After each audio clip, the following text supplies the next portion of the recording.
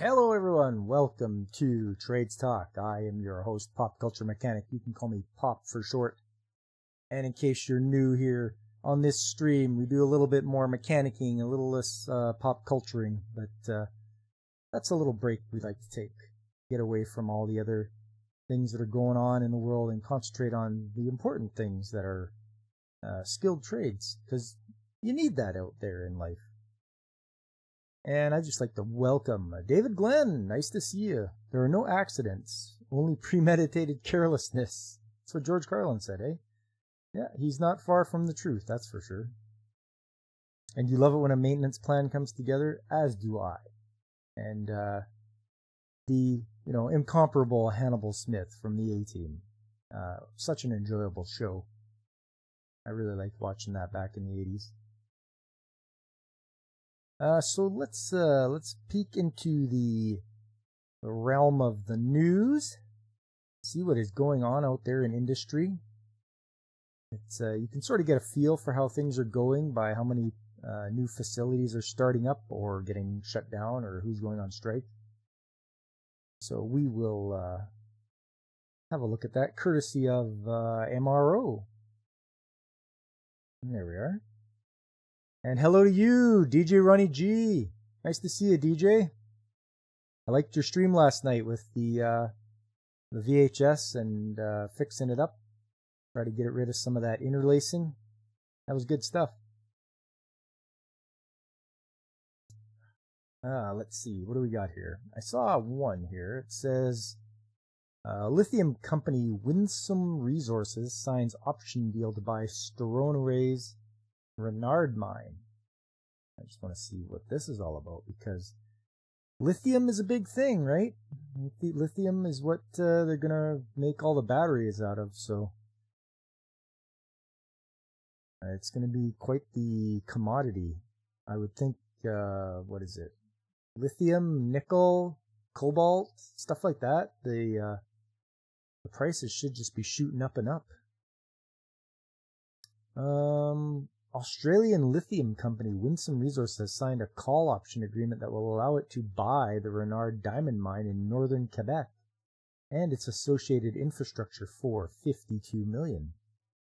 Winsome says the proposed deal offers an opportunity to minimize the impact of the development of its Adina lithium project in Quebec. The agreement also gives Winsome the option to buy the mine's owner, Stoneraway Diamonds, which suspended operations at the mine last year and sought protection from creditors under the company's Creditors Arrangement Act. The option agreement entitles Winsome to buy the assets or all of the issued capital in Stoneraway before September 30th. The company says it will use the time to confirm the feasibility of repurposing Renard's existing infrastructure into a lithium processing operation. In addition to the Adina project, Winsome is developing the Canset, Cermak, Clapier, and Tilly projects in Quebec. So a lot of work going on in Quebec.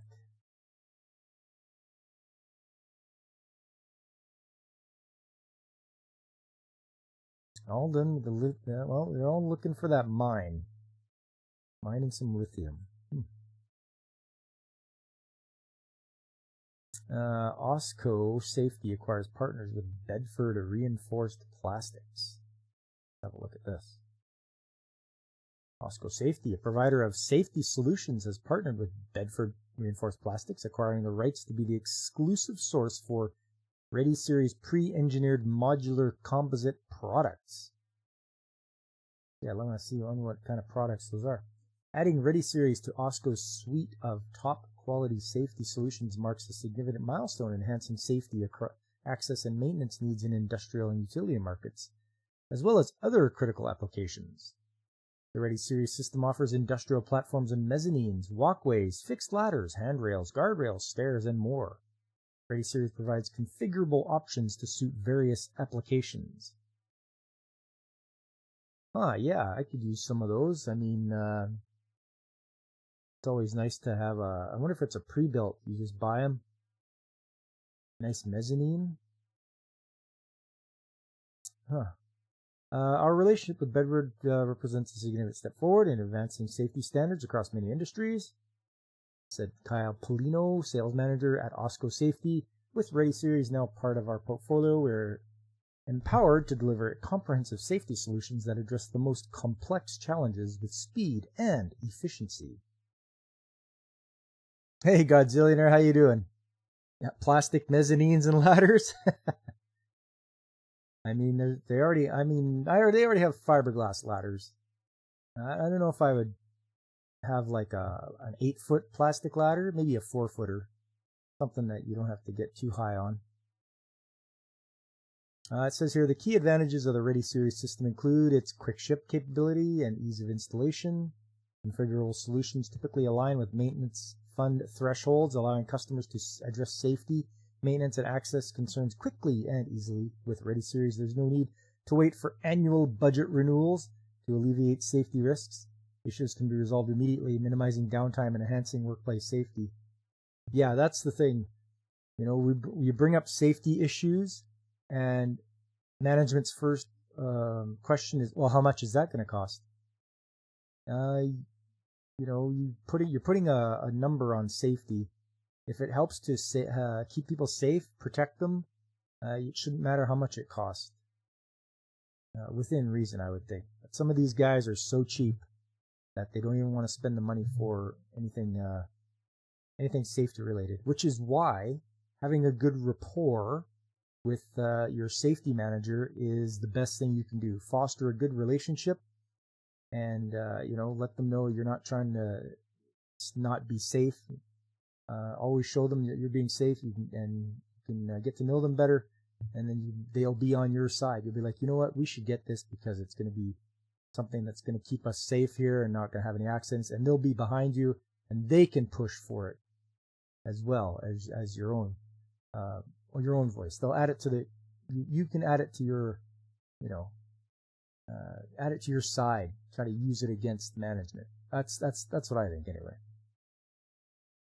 You've seen fiberglass for caustic environments, but you don't know about plastic. Oh, isn't that how they ship caustic material? Don't they ship it via plastic?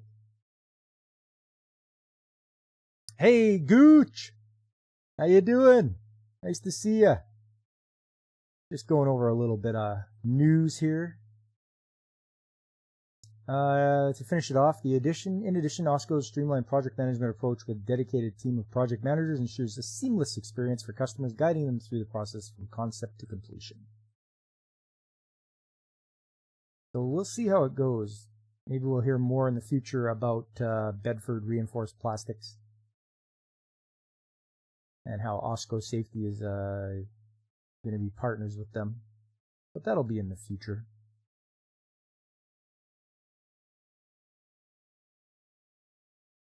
So that's a pretty slow news week as far as what I've looked up and seen. We can move along a bit here. Here's a good one. This is from Fox 40. It looks like they're from Sacramento, so it's in California. But I was just looking up for trade school stuff. So don't come at me with the California stuff or whatever.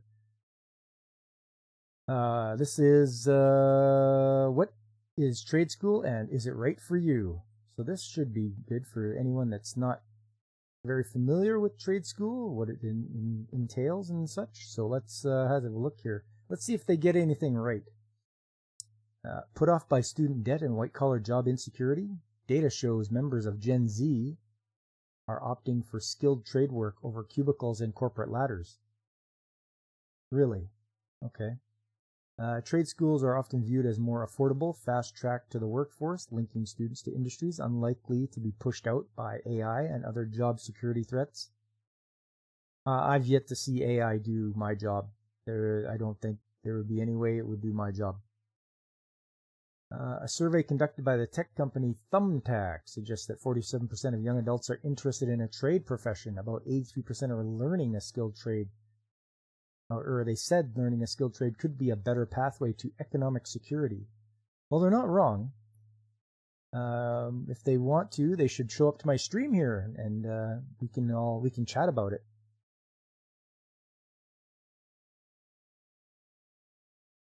Those sentiments coincide with growth in vocational training enrollment and declining registration at community colleges and four-year universities. Hey, Alex, more good to see you. There's my Macross buddy. You're getting towards the end. It's gonna be a hell of a finish. I hope you enjoy it. All AI has ever done is show you ads for my own listings on eBay. Yeah, thanks AI. I'm selling that. Oh man. Here's what you need to know about trade school and whether going to trade school is the right decision. What is a trade school? Trade schools are programs with courses that prepare students directly for their intended job without a bachelor's or more advanced degree from a four-year university. Common vocational program structures include apprenticeships, preparation for certification, or licensure, associate's degrees, and hands-on training according to advisors.com. How is a trade school different from a college? Trade schools may not require ACT or SAT test scores and other elements of what can be a lengthy application process that universities require. Yeah, and that's true. When I went, all I had to do was show them that I graduated high school and had the like English 12, I believe, and yeah, that might have been it. Math 11. Anyways, just show them, and they're like, okay, yep, you're accepted. If you didn't do that, you had to write an exam there just to prove that you could pass the exam. And yeah, you don't need fancy, whatever ACT is. I don't know what that is. Or I've heard of SATs, but that's not something we have in Canada. Yeah, we don't have that. Students often work while they learn, and because coursework in a vocational program is trade-specific, students may not need to register for general education courses that fall outside their desired career. Yes, this right here. You want to learn to be a plumber? You're learning plumbing stuff. You want to be an electrician? You're learning electrical stuff. You want to be a millwright? You're going to learn millwright stuff. None of this, philosophy 101 or whatever idiotic thing they have you taking that has no relation to your career at all. Trade schools typically have smaller class sizes, about 10 to 25 people, according to Prism Career Institute. Upon completion of their program, instead of graduating with an associate's or bachelor's degree, like at a 2 to 4 year college program, trade school students typically earn a trade certification. What's the difference between trade school and an apprenticeship?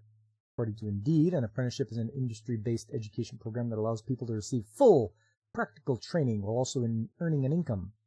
A trade school is an educational institution that provides the hands-on experience and learning necessary for the specific trade. An income is not provided.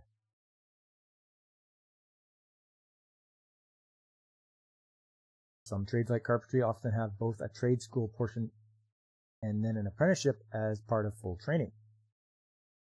Yeah, typically you will go back to school each year of your apprenticeship. Also, you will get paid for when you're doing your apprenticeship. Not like some of these college and universities where you like unpaid internships. To me, that's just awful. Like an unpaid internship should not be allowed. You're not being paid to learn what you're supposed to learn. That's disgusting. You need that money. Yeah, David. Slave labor. It's terrible. What can you go to trade school for? Students can go to trade school for a wide variety of vocational training to become plumbers, HVAC technicians, certified nursing aides, truck drivers, auto technicians, and hairstylists, among other career opportunities. Some of the career opportunities can pay more than $80,000 per year. Yeah, I mean, and sometimes that's without overtime. You put overtime in there, and yeah, you're over $100K, I think. But then again, overtime means more time away from home, more time away from your family. So it's a balancing act. Maybe when you're young, you work a lot of overtime, and then once you get older, you're like, I don't want overtime. That's the boat I'm in. I don't want overtime. I value my time at home or away from work more than being at work. I'll do it if I have to. Let's put it that way. If I have to do it, I will, but I'm not volunteering for it. Students will have to enroll in specific vocational training for the trade they are interested in, as these trades require specialized knowledge and hands-on learning. How long is a trade school? Trade school programs vary, but tend to range from 8 months to 2 years, according to scholarships360.org. For example, an electrician certification program can be completed in a year or less, but the majority of the training is completed in a paid apprenticeship that can last up to 5 years. According to Scholarship 360, other trades like cosmetology take less than 2 years to complete a program, but many states require cosmetologists to pass an exam and attain a license after they complete their program. Okay. Can I attend a trade school online? Online trade schooling is an option, but some programs may still require hands-on training. Some trade students opt for online training because of the flexibility of remote learning. And yeah, you can do that if you're far away, but I choose always to go into class. You get to meet people, you get to network, which is really important, because if you're at a place that you don't like, but you're getting your apprenticeship, you can find out where they work, whether they're hiring, and you just learn about the different companies that are out there.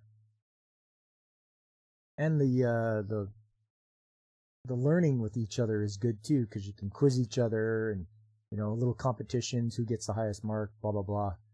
And teaming up when you're doing shop work is fun. You have a good time, nice clean tools, nice clean shop to be in, because you're at school. They have all the learning, things there. So anything that you're doing is nice and clean. You never get filthy, dirty, or anything like that. So I myself enjoy going in person. When I did go, it was good doing it in person. Clean shop, blasphemy. It's true, Godzillionaire. It's true. They did well taking good care of the shop. Everybody helped out. Everybody grabbed a broom, shovel, whatever it happened to be, and swept up, cleaned up, mopped up. That was the routine that they got us into, before class ended. To find out if a school is accredited, visit the Department of Education website. I think that's a good idea. I think down in the States you have to find out if a school is accredited or not. Do I need a high school diploma to go to trade school? I'm going to say, before I read the answer, I'm going to say no, because most requirements, you would only need to be grade 10. Grade 10 reading comprehension, math, and all that kind of stuff, and it would be good enough. But let's see what it says here. Many, but not all programs require a GED or high school diploma. Trade education in fields such as cosmetology or massage therapy or skilled jobs like welding may not require a high school education, according to Indeed. Applicants, however, may need a GED or high school diploma to become licensed in their trade, depending on the state and industry. Oh yeah, I guess it's a state thing as well, depending on which state you live in. Do I need a college degree to go to a trade school?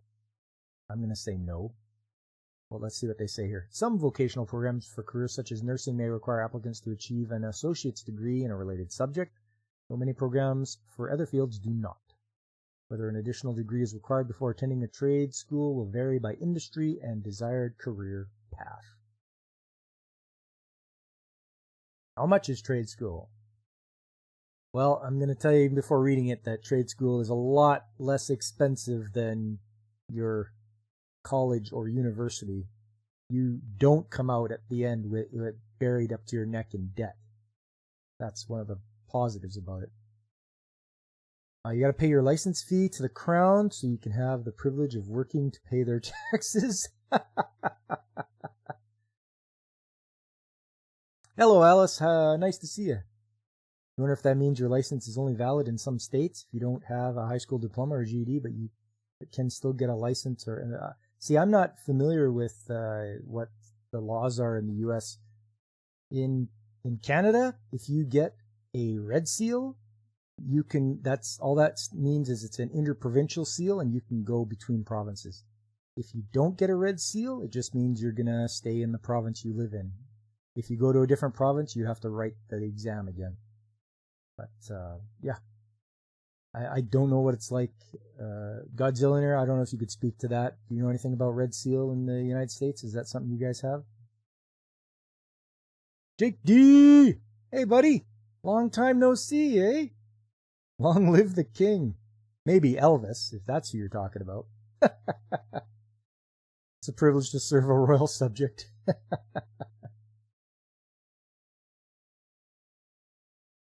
Pound not so sterling.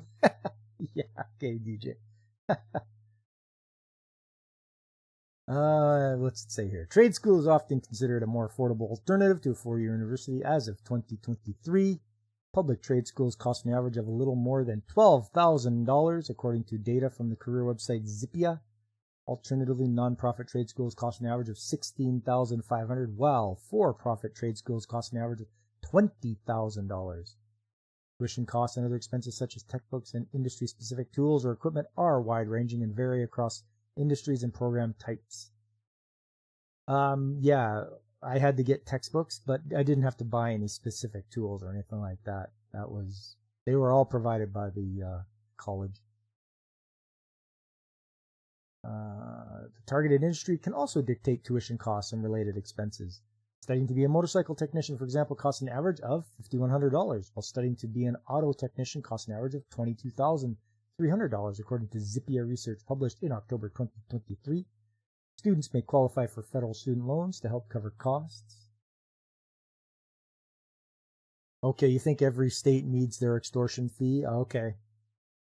Utstotska has no king, only Comrade Leader. That's right.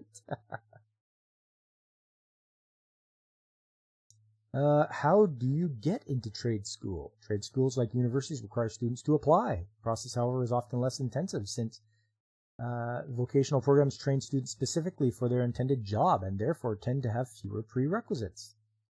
Some schools have a minimum age requirement of 18 and may require proof of completed standardized testing, according to Indeed. Depending on the program, applicants may also need to take an entrance exam or skills assessment. While not all programs require transcripts from other educational programs, personal essays or letters of recommendation, some do. That would be new to me. I've never heard of personal essays or letters of recommendation. How much could I earn in a trade? Earning in a trade job vary by industry, location, and experience. Yes, you aren't going to earn top rate when you just get out. You don't have any experience, you're going to start at the bottom. Sad to say, but it's only fair you have no experience. Those with more experience, they'll get paid more. That's all there is to it. No need to be sour about it. The median annual salary for barbers, hairstylists, and cosmetologists, for example, is about $29,000. Other occupations such as elevator and escalator installers and repairers can earn a median annual of $99,000. Hang on, they put too many zeros there. It looks like they wrote 990,000, but it's not. It's just 99,000. Somebody didn't check their work here.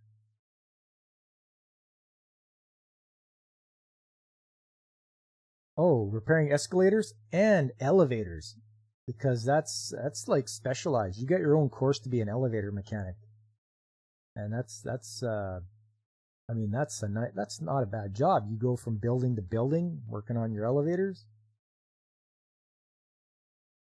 I didn't think it would be too bad. Forget how much you could earn. How much could you spend on glorious state degree? Journalism degree at work. Yes, Jake D. Is there a labor shortage with trades workers? America could be potentially facing a skilled labor shortage with tradesmen aging out of the workforce. There is no potential facing. It's happening as I am speaking to you right now.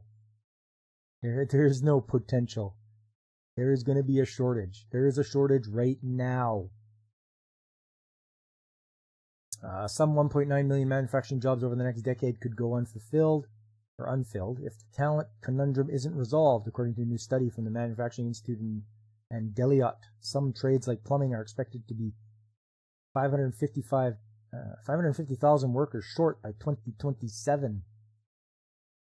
Mike Rowe, host of Your Job, says he believes a shortage is forthcoming. It's not forthcoming. It's right now. It's happening right now. Yes, not just in America, in Canada too. You got it. I was able to get the job I'm in now. There was maybe, two or three other guys. I knew two of the other guys I was going for this job against. So it goes to show you that you work in industry long enough, you get to know people at other places and such, and you'll see them out there. But it's like there wasn't a lot of people to go for this job, so there's gonna be there's the shortage right there. Time to reinstitute worker conscription. The factories must be filled. Yes, for glorious state, JT. We always get to the factory. It continues on. For every 5 tradespeople who retire, 2 replace them, and it's been that way for over a decade. Yes, there you go. Rose said that on News Nation's Cuomo. Talk to people every day who are making close to $200,000. Plumbers, steam fitters, pipe fitters, electric. $200,000? Holy!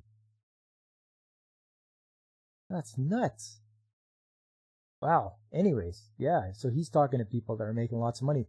And it's just for the simple fact that there's more jobs than you can handle. You're working long hours. And they'll suffer burnout, though. And that's what I don't want to happen to me. I don't want to suffer burnout from working just long hours. You always thought it was funny Mike Rowe has a theater degree. Well, he's got to put some, put some drama into his productions, I guess. We'll drive production with the quota. Don't forget it, Jake D. Beatings will continue till morale improves, right? We can all pick up a camera and do our duty to make content for TikTok. That's how everyone make good money. Oh, David, your art history degree won't transfer to getting trained on boiler maintenance. I don't think so. There's less and less good trades workers too. People care less about their job. You're right, Alice. Yeah, some people get into the trades for the wrong reason. Some of them are like, oh yeah, I get to earn lots of money. You should be in there because you like to do your job. Whether it's building things, repairing things, whatever it may be. You gotta like what you do. Don't just do it for the wrong reason. And you hope that management sees that the quality of work of what people can put out, and the ones that don't do good quality work, they get put by the wayside.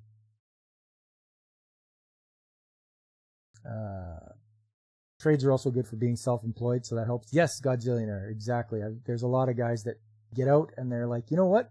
I'm going to be a welder. I'm going to buy a truck and a welding machine, and I'm going to hire myself out, contract myself out to places that need welding work done. And plenty of them around to do that.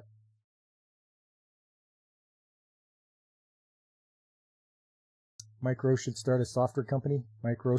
Oh, DJ. Boo. Boo. I'm going to have to ask you to show yourself out now. You just had some septic people come today, digging up the septic, take out the internet line, hanging above them, way above. Oh, wow.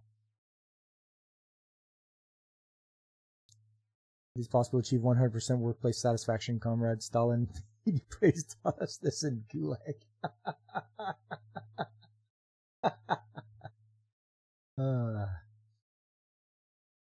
Okay, the next one is, what is job security like for trade workers? About 95% of skilled trade workers are optimistic about their job security and don't think they'll be replaced by AI. Yeah, no kidding. That said, some trade industries are expected to employ fewer people throughout the next decade. Power plant operator jobs, for example, are projected to see 10% decline from now until 2032, with an anticipated numeric loss of 4,700 jobs, according to U.S. Bureau of Labor Statistics data. Other careers such as transportation, storage, and distribution managers could see faster than average growth. What else should I know? The Federal Trade Commission warns that although many vocational schools and certification programs are legitimate, some may present misleading information about salaries, job availability, qualifications of school staff, and connections to business and industries. So always vet your education, the school you're going to, the educational system, or the vocational school you're going to go to. Do some digging, see if there's any complaints about it. Make sure it's in good standing, it's well known. Applicants should never sign anything they don't understand and should avoid schools that guarantee employment after graduation. Yeah, don't let them fool you into guaranteeing employment. The FTC also encourages anyone who considering trade school to research the programs, accreditation, and accreditors. To find out if the school is accredited, visit the Department of Education website. Attending an unaccredited school may prevent students from accessing potential federal financial aid, transferring credits to an accredited school, and getting a job in their field, according to guidance from, but not specific to, the state of New York.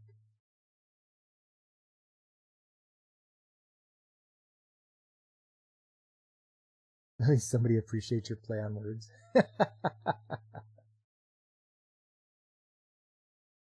For sure you could scam enough companies to be set for life before you got found out. No, Godzilla, don't.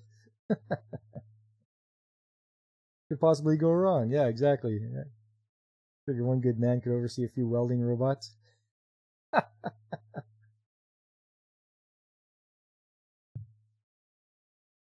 All right, so what if the AIs try to unionize though? Hey, they want fair pay. They want to be treated fairly. No more 24-hour shifts, I think. Let's move along here because the title was maintenance planning. This is something that is important. And so we go to this website called Reliable Plant. So it starts out, proper maintenance and scheduling, when done right, can greatly increase productivity. Below we discuss how to implement maintenance planning and scheduling and more. Break down maintenance planning and scheduling. The 34th President of the United States and an American Army General, Dwight D. Eisenhower, is famous for making the paradoxical statement, "In preparing for battle, I always have found that plans are useless, but planning is indispensable." He essentially was saying that plans often don't work out the way you lay them out once an actual emergency arises. However, the planning process makes you thoroughly explore all possible options and possibilities. The knowledge you gain from planning is vital when it comes to choosing appropriate actions. Yeah, Jake D, I think you guys did have a 34th president. It was right after the 33rd. In the modern world of manufacturing, higher productivity that produces quality products at the lowest cost possible is what companies strive for to stay ahead of the competition. Maintenance planning and scheduling are two different functions that, when used together, form a maintenance program. Maintenance planning can be defined as an end-to-end process that identifies and addresses any possible issues ahead of time. This involves identifying the parts and tools necessary for jobs and making sure they're available and laid out in the appropriate areas, having a planner write out instructions on how to complete the job, and even determining and gathering the necessary parts and tools before a job is assigned. Maintenance planning also includes tasks related to parts like handling reserve parts, ordering non-stock parts, staging parts, illustrating parts, managing breakdowns and vendor lists, and quality assurance and quality control. Maintenance planning should define the what, why, and how. This means specifying what work needs to be done, with what materials, tools, and equipment, why a particular action was chosen, why a valve is being replaced instead of a seat, and how the work should be completed. In Muchlotzka, even sentient AIs are barred from personhood unless they prove their loyalty. Yes, Alice, back when Americans could count. Maintenance scheduling refers to timing of planned work, when the work should be done, and who should perform it. It offers details of when and who. Scheduling is meant to schedule a maximum amount of work with the available resources. Schedule according to the highest priority work orders. Schedule the maximum number of preventative maintenance jobs when necessary. Minimize the use of contract and outside resources by effectively using internal labor. Sometimes that can't be helped. You sometimes need to bring in contractors if you do not have the skill set that you need. At our place, we don't have a welder. We have to bring in a contract welder because it's more cost effective to bring someone in rather than pay a welder full time for them maybe the few times that you need them to do their welding job. After metrics were introduced, everything went downhill. What are you talking about, comrade? Kilometers is making sense. When implemented together, maintenance planning and scheduling should have a significant benefit in multiple areas of your organization. These can include help with budgeting by controlling resources associated with maintenance, a reduction in equipment downtime, a reduction in spare parts, improved workflow, improved efficiency by minimizing the movement of resources between areas. So I do a lot of this already at where I'm at. I do lots, because I am the one and only maintenance man on site. I do the planning and the scheduling because that's part of my job. So I need to make sure I have the spare parts that are here. I have to know when this piece of equipment is available to be worked on. So it's coordinating with the operations group to make sure that I can have the machine when it's at the right time. And like I say, making sure the parts are here, making sure they're ordered or wherever they may be, getting them here, making sure they're the right ones, and then having the equipment, tools that I need to do the job.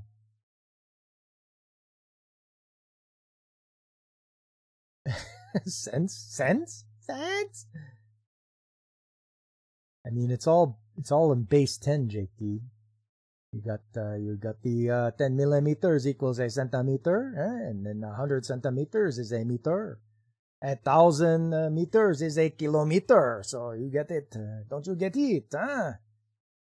Or do I have to come down there and make you eat the poutine to figure it out? As Armored General, you take responsibility for programming all of AMX and mobile dolls. Very good, DJ.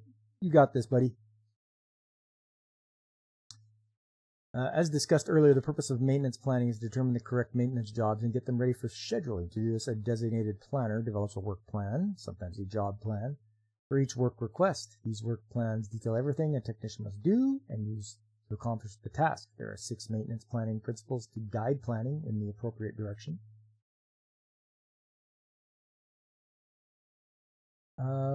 Protect the planner. Planners are removed from the maintenance crews and put into separate groups to facilitate specialized planning techniques and focus on future work. So planners are usually in an office behind a desk and computer, and they're planning things. They do not go into the plant. They rarely do. So they're going to always just be up on a desk somewhere, and they're going to work from their computer, making sure that they can plan everything, whether it be for a shutdown or something like that, or even the next day.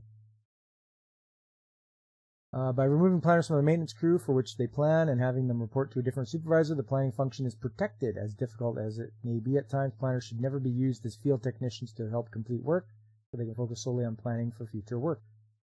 This is in big organizations, they can do that. Smaller ones, smaller companies, yeah, you're not going to have a separate maintenance planner, and you're not going to have him separate from doing work in the field. Like I say, I do the maintenance planning, I do the work, so that's how it works.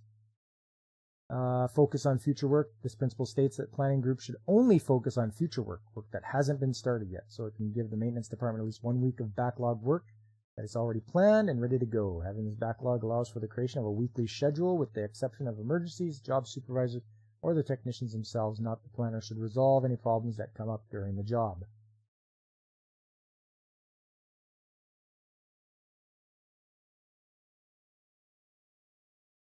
Component level files. The planning group should maintain a simple, secure file system based on equipment tag numbers. In other words, planners should not file on the system level, but rather on an individual component level. Helps planners use the equipment data obtained from previous jobs to prepare and improve future work plans. This especially holds true for repetitive tasks, since most maintenance tasks are repetitive over an extended period of time. Yeah, I mean, all of our equipment is labeled. They have parts that are labeled. We have our maintenance program, which has everything inputted into it. So you can go submit a work request for a piece of equipment that is having trouble or is broken down, and then it goes to myself.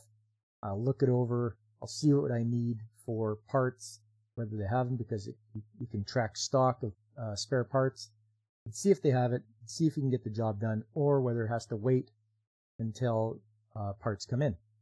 Usually you try to stay on top of things and have your spare parts there already. Some things you just can't plan for. Even though I try to plan for all sorts of contingencies, there's always that one where it's like, well, whoever thought this piece would break?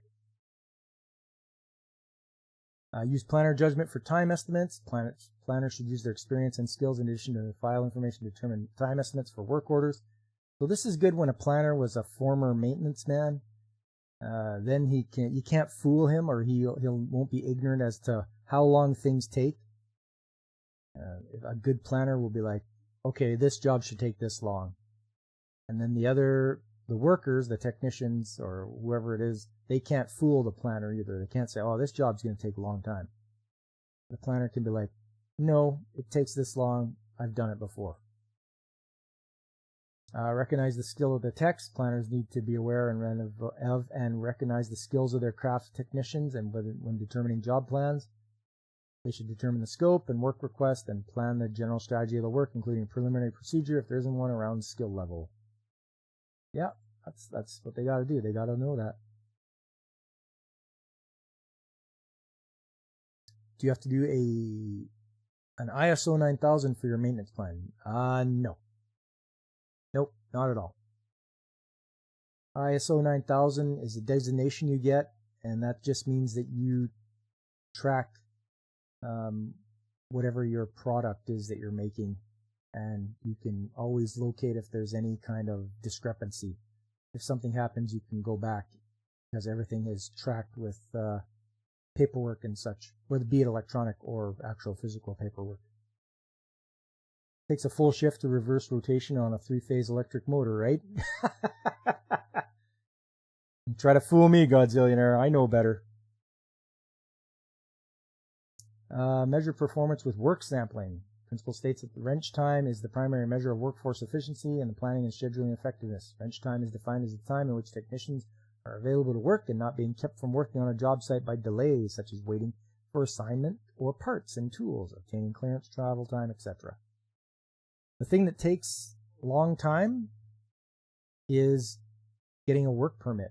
So getting a safe work permit probably takes the most amount of time when I'm going to do a job, because it has to be gone over with. They got to check off all the things. They have to know what I'm doing, so I have to explain the job to them. They write it out. They do a hazard assessment to make sure that I'm going to be protected using either PPE or any of the other things that can make it so I'm not going to get hurt. Whether the equipment needs to be locked out or not as well, or a hot work, all that stuff goes onto the safe work permit. And it is company policy that no work can be done unless there is a safe work permit. So that is one of the good things the company's done to make sure that nobody gets hurt.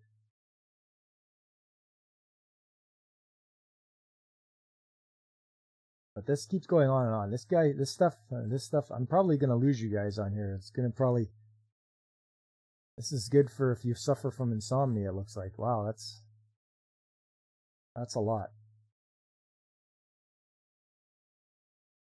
Suffice to say, I do the maintenance planning where I'm at, and I try to think of things that no one is thinking of at the time. So if everyone's concentrating on some piece of machinery, I'm thinking of another piece. I'm thinking over, I'm thinking about other things beside what's going on right now, because I try to keep ahead. Trying to keep ahead is the worst part. You're trying to second guess what's coming next, what's going to happen. You're making sure you have your parts here. Alex Moore, good for you. Good for you to help you fall asleep? Is that what you're getting at? Anyways, maintenance planning is very detailed. The big plants will have maybe even more than one planner. You know, you'll have 2-3 people that do maintenance planning, especially for shutdowns. So it's something that it's important. And a good maintenance planner will make it so that their technicians and craftsmen, they succeed. You're forced to do maintenance planning for your house and your family's house. Doesn't pay well. Yeah, I bet.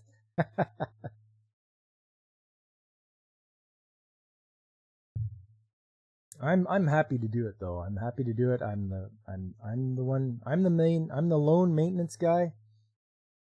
I pretty much I get left alone by management as long as the plant is running and there's no downtime. As long as I'm keeping up with work orders, I pretty much get left alone. I order the parts I need without any argument, and I do my jobs, and it seems like they're happy. So, you know, and if they're not happy, they got to come and tell me, because I can always do things different, improve, whatever it may be.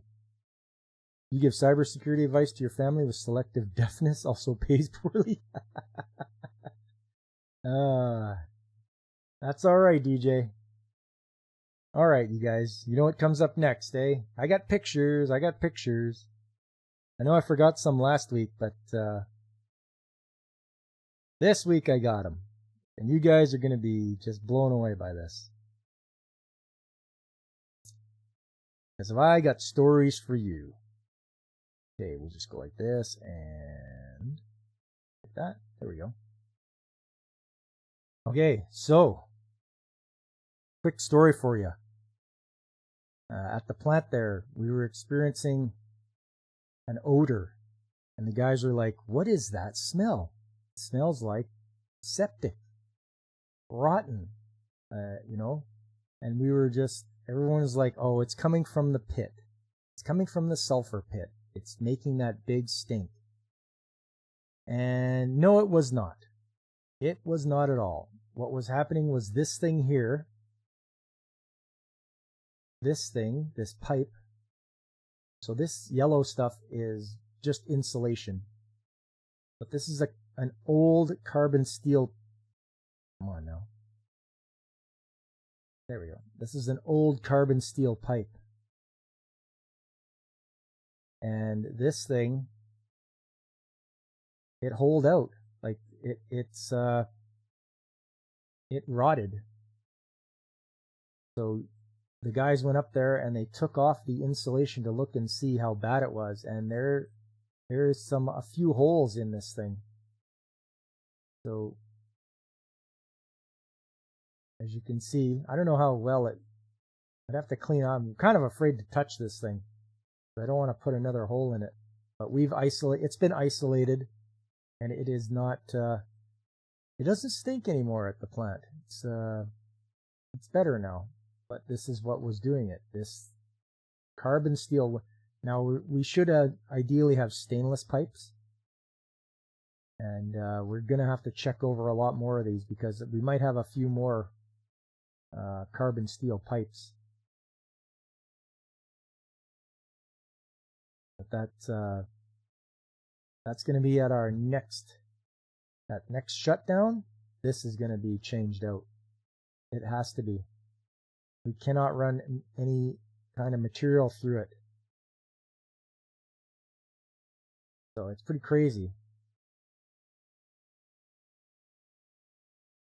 I tried to get a shot of underneath just to see if I could find any holes, but it's all covered by just the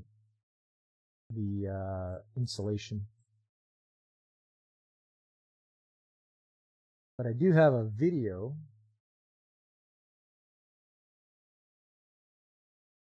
Took a video of it as well.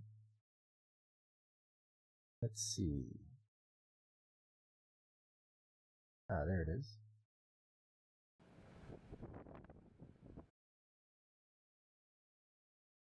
Make it a little bit bigger for you. There we go.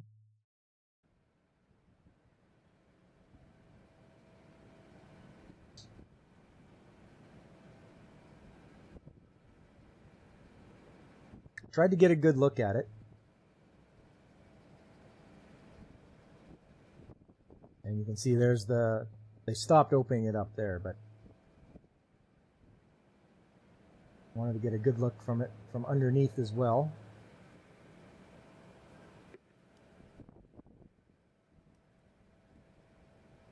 But they should plan for the next shutdown to check out all the other pipes as well.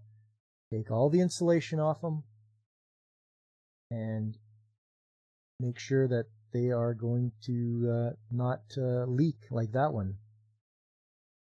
Because we can't afford to have a leak there. There's too much, there would be too much loss of life if there was a leak. And I know you guys have been waiting for this. This is finally, remember that compressor I was telling you about? This guy is running. You can hear it. I don't know how well you guys can hear it, but it's running.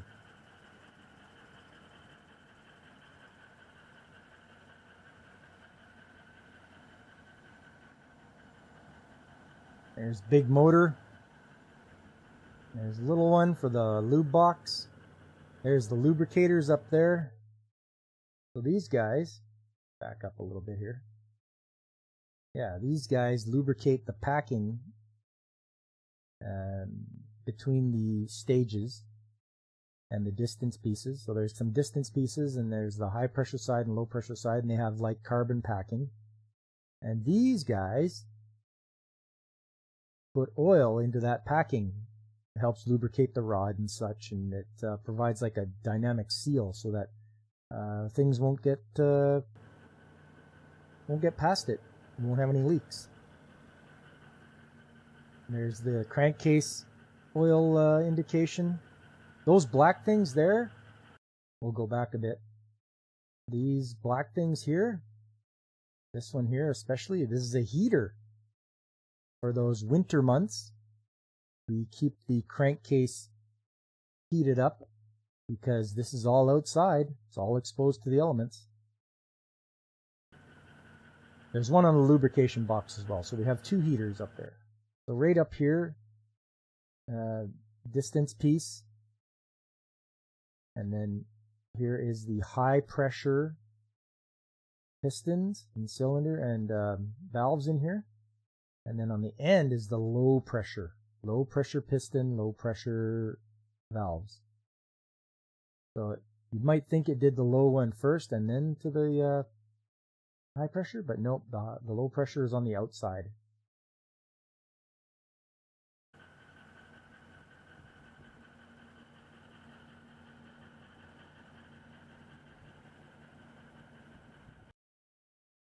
So yeah, finally it's running. We had many trials and tribulations with this thing. It was a long time coming. And yeah, we start out. So right now I'm looking at the low pressure end right here. Low pressure. Hello Veritex, how you doing?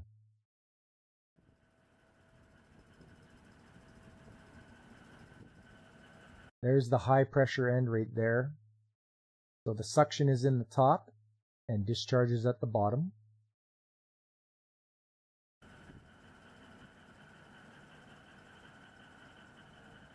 Yeah, there's the motor. 1700 pound, 60 horsepower motor. There's the distance pieces. So this is the one distance piece. And then this is in the crank. This gives you access to the crankcase. And this piece on here, where is it? Yeah, right here. This is for explosions.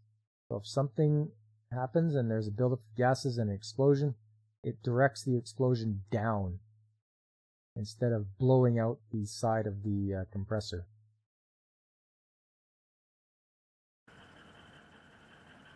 So right along here, This thing here, this is the hand crank. So when you're going to start the machine, start this compressor, you have to crank it to pressure up the oil for the bearings. So you crank this thing, pressure goes up, and then you can start it. You need one of those for your bathroom? Yes, it is a redirector, Veritax. You betcha. I believe it's even spring-loaded here and here. So it's got spring tension on here. Yeah, there is the lubricator motor. There's the main motor.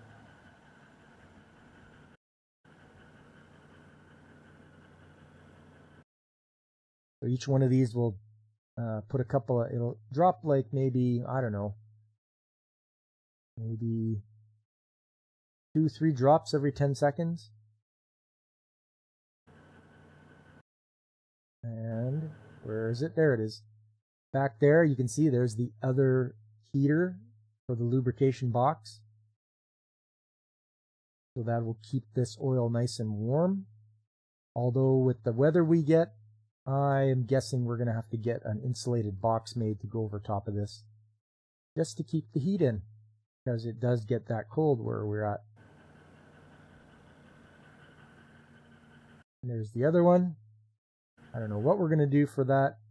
We might have to get one that has maybe even a hotter output. But we'll see how it goes in the wintertime. It might have a hard time.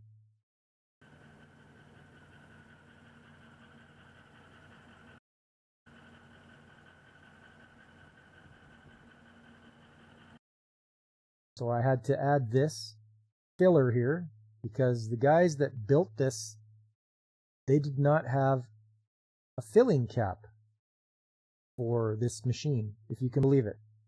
Here's a machine that has a crankcase. It has no filler cap or anything. So I had to drill and tap this piece of pipe so that we could actually fill this thing without stopping it. Because it will lose oil as it operates. We were told by the manufacturer that it will lose oil, and I have the, where is it here? I had a picture of the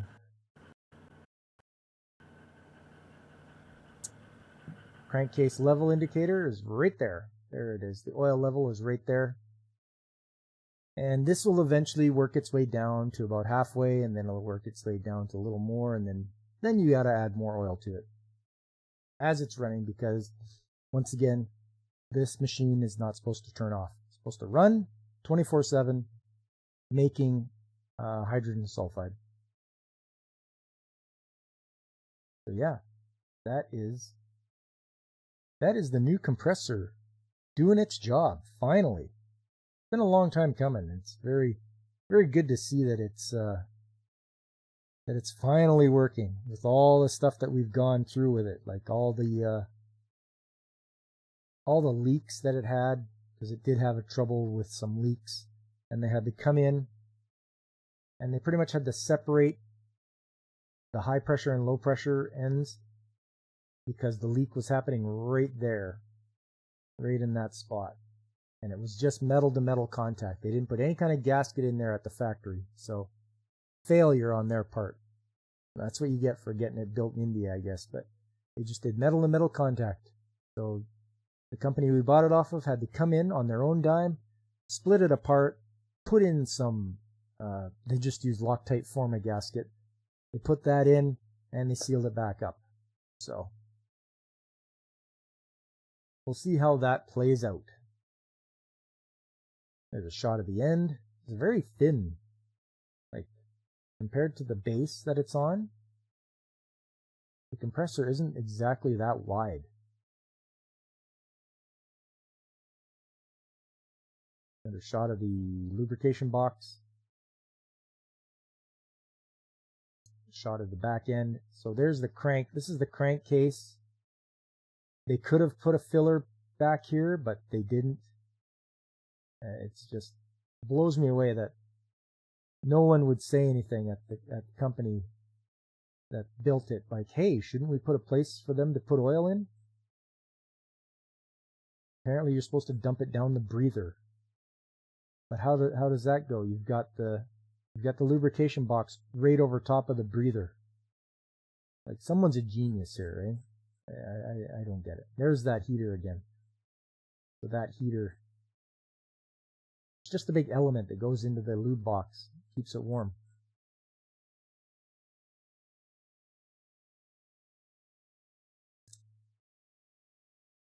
But yeah. Oop. Not that. Don't do that.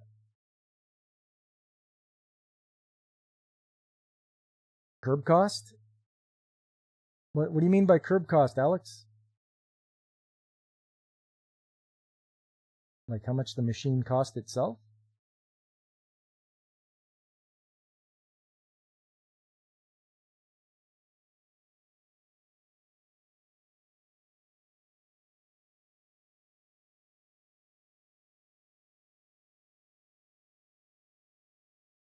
Because I think this thing was about $1.2 million for it. Yeah, thinking about what people have told me, $1,200,000 or $1,200,000 for the machine. And then the motors were special motors, so they had to be ordered specially for us, made in Europe. Oh, you misheard? Okay. So yeah, that's I'm glad that thing's up and running. It's about time. You just get a little frustrated after. But we'll see how it goes. It's still having a little trouble because one of the lubricators failed. So I had to get that replaced.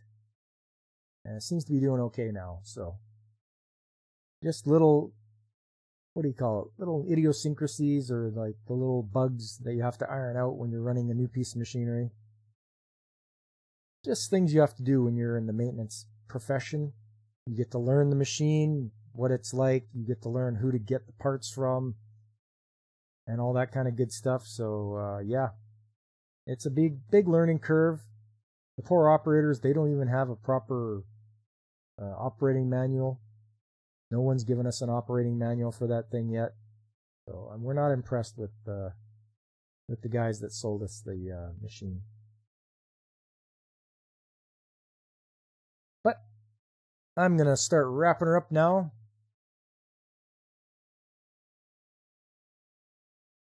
I just want to say thanks to all you guys that came out. Really appreciate you being here, like David Glenn and DJ Ronnie G. Make sure if you haven't, make sure you subscribe to DJ Ronnie G. He's got some good stuff. I like watching his tech videos that he does. It's good. It was good stuff. And Godzillionaire, of course, that's everyone's favorite kaiju. And the Gooch, I appreciate you stopping by, Gooch. And of course, Alex Moore, my Macross buddy. And Jake D. And of course, Alice. Always nice to see you stop by. And I know there's more of you out there. At least I think there was. Well, if you were just lurking and listening and enjoying, I appreciate it. I had fun. I hope you did too. I like chatting about the skilled trades, and hoping that people will get interested in it as well. And I like to hear the stories of people that are in the trades. They have some good stories out there. The short with the spring, what is it? Oh, you want to know what that is, DJ? Hey, no problem. Why don't we go have a look at it right now?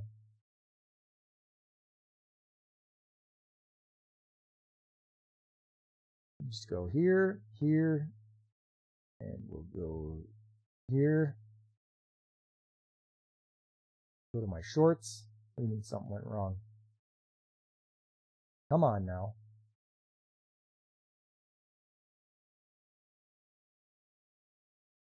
I think it's a damper for a machine.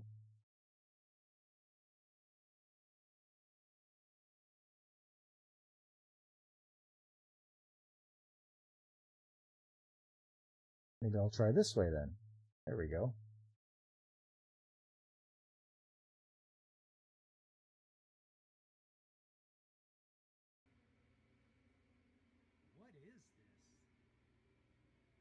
Well, first of all, I'll give you a hint. It's upside down. But that's the only way it can stay standing, because it's got that big spring and threaded rod at the top. So right now it's upside down. And what it is a pressure relief valve for a rail car. And I believe it's set at 75 psi. I could be wrong. I might have to check. But that's what it is. So this goes on a rail car. And if it overpressures, it vents so that you don't get an explosion. So there you go. It's a pressure relief valve. You're a bit off. Godzillionaire, you were close, buddy. Valve stem. Any other ones you want to know? This guy? What is this?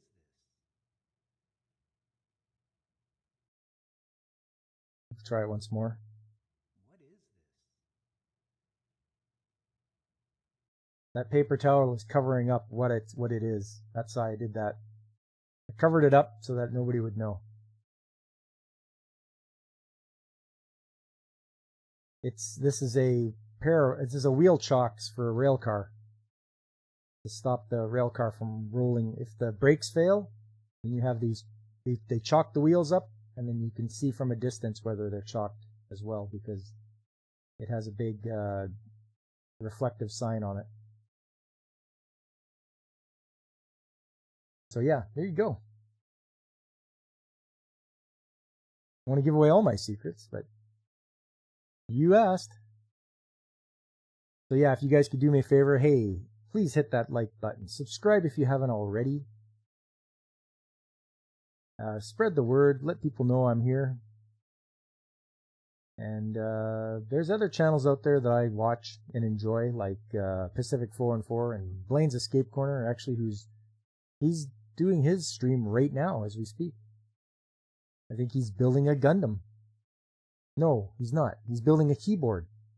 That's right. He said he's going to be building a keyboard. So I'm interested in seeing that. Hey, not a problem, DJ. You do it for me, buddy. So turnabout is fair play. You know, when I come on, you always like, oh, visit my channel. And you know what? Visit DJ Ronnie G, because he's got some awesome tech stuff on there. And he's got turtles to look at and astronomy. If you want to watch the stars, he's got a telescope set up and everything. Speaking of which, there's Ronin66 and DJ Ronnie G. And there's Brandon the Anime Guy, who I was watching before I started my stream. It's always fun to watch Brandon. He had Ronin on with him today. There's Angry Canadian and our own Woopa Troopa, Comrade Leader. And then finally there's Punk Waddle. He has his ponderances on his own channel, and he shows up on a lot of other ones too, like Floral from Under a Rock and on Snowdub. You'll watch Mike while you join Snacks at the Mech Yard. There you go. Coming up Saturday, more Dr. Slump. I'll be playing that game. It's for the PS1 and it's translated, so this is great. Akira Toriyama's character of O'Reilly from Dr. Slump makes for a fun game. Lots of interesting situations they get into. I'm having a great time. Then on Sunday is Sunday Anime Chat, keeping with the April Fool's theme. It's going to be foolish anime, so anime that is way out there, off the wall, bonkers, crazy, just the wackiest stuff. And they might even parody other animes. You never know. So join me for that on Sunday. And then finally, we're back again to Trades Talk next Tuesday, same time, same channel. I'll be here. I hope you will be too. So I hope to see you all on Saturday, but until then, I've been Pop, and I am signing off.